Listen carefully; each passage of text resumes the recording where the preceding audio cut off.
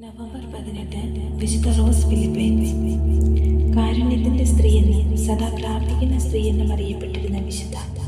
ഫ്രാൻസിൽ നിന്നും മിഷണറിയായി അമേരിക്കയിലെത്തിയ പുണ്യചരിതയായ ആ കന്യാസ്ത്രീയെക്കുറിച്ച് കൂടുതൽ അറിയാം.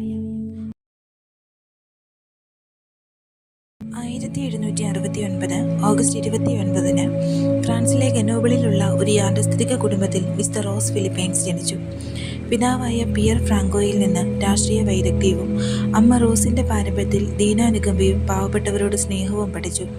ശക്തവും ധീരവുമായ ഇച്ഛാശക്തിയായിരുന്നു അവളുടെ സ്വഭാവത്തിൻ്റെ സവിശേഷത. അവളുടെ വീട്ടിലെ നിത്യ സന്ദർശകനായിരുന്ന ജെസ്യൂട്ട് വൈദികനിൽ നിന്ന് കേട്ട മിഷൻ പ്രവർത്തന കഥകൾ ഇന്ത്യക്കാരുടെ ഇടയിൽ മിഷൻ പ്രവർത്തനം നടത്താനുള്ള താല്പര്യം അവളെ ജനിപ്പിച്ചിരുന്നു. അതുകൊണ്ട് 19-ാം വയസ്സിൽ വീട്ടുകാരുടെ എതിർപ്പിനെ അവഗണിച്ച് അവൾ വിശുദ്ധ മരിയയുടെ വിസിറ്റേഷൻ കന്യാസ്ത്രീകളുടെ മഠത്തിൽ ചേർന്നു. 1791 ഫ്രഞ്ച് വിപ്ലവം പൊട്ടിപ്പുറപ്പെട്ടതോടെ മതസ്വാതന്ത്ര്യം നഷ്ടപ്പെട്ടു. പള്ളികളും പള്ളികളോട് ബന്ധപ്പെട്ട സ്ഥാപനങ്ങളും കണ്ടുകെട്ടി. വൈദികരും സന്യാസികളും സാധാരണ മനുഷ്യരെ പോലെ ജീവിക്കാൻ തുടങ്ങി. വീട്ടിൽ തിരിച്ചെത്തിയ ഫിലിപ്പൈൻ പാവങ്ങളെയും രോഗികളെയും ശുശ്രൂഷിച്ചുകൊണ്ട് കഴിഞ്ഞുകൂടി. ക്രമേണ തെരുവിൽ അലിഞ്ഞു തിരിയുന്ന കുട്ടികൾക്ക് വേണ്ടി ഒരു സ്കൂൾ ആരംഭിച്ചു. കൂടാതെ ഒളിവിൽ കഴിഞ്ഞിരുന്ന വൈദികർക്കും മറ്റും സ്വന്തം ജീവൻ പണയം വെച്ചും അവൾ സഹായം ചെയ്തുകൊണ്ടിരുന്നു.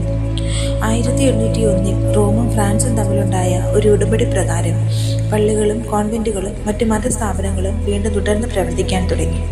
എന്നാൽ വിസിറ്റേഷൻ കോൺവെന്റ് വീണ്ടും തുടർന്ന് പ്രവർത്തിക്കാനുള്ള ഫിലിപ്പൈൻ്റെ ശ്രമം വിജയിച്ചില്ല. കാരണം കന്യാസ്ത്രീകളെല്ലാം വീണ്ടും പഴയ ലൗകിക സുഖങ്ങളിൽ മുഴുകിക്കഴിഞ്ഞിരുന്നു. അതുകൊണ്ട് വെറും 4 വർഷം മുമ്പ് ആരംഭിച്ച സൊസൈറ്റി ഓഫ് സേക്രഡ് ഹാർട്ട് എന്ന മഠത്തിൻ്റെ മദർ മാഡലീനെ വിസിറ്റേഷൻ കോൺവെന്റിൻ്റെ ഉത്തരവാദിത്തം കൂടി ഫിലിപ്പൈൻ ഏൽപ്പിച്ചു. ശേഷിച്ച 4 കന്യാസ്ത്രീകളോടൊപ്പം അവരും പുതിയ മഠത്തിൽ അംഗമായി. 1805 വ്രതം സ്വീകരിച്ചു. അമേരിക്കയിലെ ന്യൂ ഓർലിയൻസിൻ്റെ ബിഷപ്പ് ആവശ്യപ്പെട്ടതനുസരിച്ച് ഫിലിപ്പൈൻസിൻ്റെ നേതൃത്വത്തിൽ 5 കന്യാസ്ത്രീകൾ 1818 മെയ് 29 ആ രൂപതയിലെത്തി. തിരുഹൃദയത്തിൻ്റെ തിരുനാൾ ദിനമായിരുന്നു അത്. മദർ ഫിലിപ്പൈനിൻ്റെ നേതൃത്വത്തിൽ അവർ ഊർജിതമായ പ്രവർത്തനങ്ങൾ ആരംഭിച്ചു. കോൺവെൻറ്റുകളും സ്കൂളുകളും ആരംഭിച്ചു. ഏറ്റവും വലിയ കുഗ്രാമമെന്ന് മദർ തന്നെ വിശേഷിപ്പിച്ച മിസോറിയിൽ ഒരു ഫ്രീ സ്കൂളും ബോർഡിംഗ് അക്കാദമിയും, ഫ്ലോറൻസിൽ ഒരു അനാഥാലയവും നോവിഷ്യേറ്റ് ഹൗസും, ഗ്രാൻഡ് കോട്ടാവുവിൽ ഒരു കോൺവെൻറ്റ് സ്കൂൾ, സെൻറ്റ് മൈക്കിൾസിൽ മറ്റൊരു സ്കൂൾ, സെൻറ്റ് ലൂയിസിൽ ഒരു അനാഥാലയവും അക്കാദമിയും. അങ്ങനെ 1830 സൊസൈറ്റിക്ക് 6 കോൺവെൻറ്റുകളും 64 കന്യാസ്ത്രീകളും സ്കൂളുകളിൽ 350-ലേറെ വിദ്യാർത്ഥികളും ഉണ്ടായിരുന്നു. ഈ കാലഘട്ടത്തിൽ മദറും മറ്റ് കന്യാസ്ത്രീകളും സഹിച്ച കഷ്ടപ്പാടുകൾക്ക് കണക്കില്ല.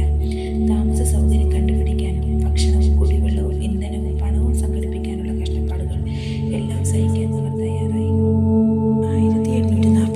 72-ാമത്തെ വയസ്സിലാണ് ഫിലിപ്പൈൻ്റെ ഒരു ചിരകാല അഭിലാഷം സഫലമായത്. അതായത് സ്വന്തം നാട്ടിൽ കുറച്ചു കാലം പ്രവർത്തിക്കാനുള്ള മോഹം. Father PS. ജീനിൻ്റെ അഭ്യർത്ഥന അനുസരിച്ച് ഷുഗർ ക്രീക്കിലുള്ള ഇന്ത്യൻസിൻ്റെ ഇടയിൽ പ്രവർത്തിക്കാനാണ് അവർ പോയത്. ആരോഗ്യം തൃപ്തികരമല്ലായിരുന്നുവെങ്കിലും മറ്റു 3 കന്യാസ്ത്രീകളോടൊപ്പം ഒരു പുതിയ സ്കൂൾ ആരംഭിക്കാനുള്ള ശ്രമത്തിൽ പങ്കുചേർന്നു.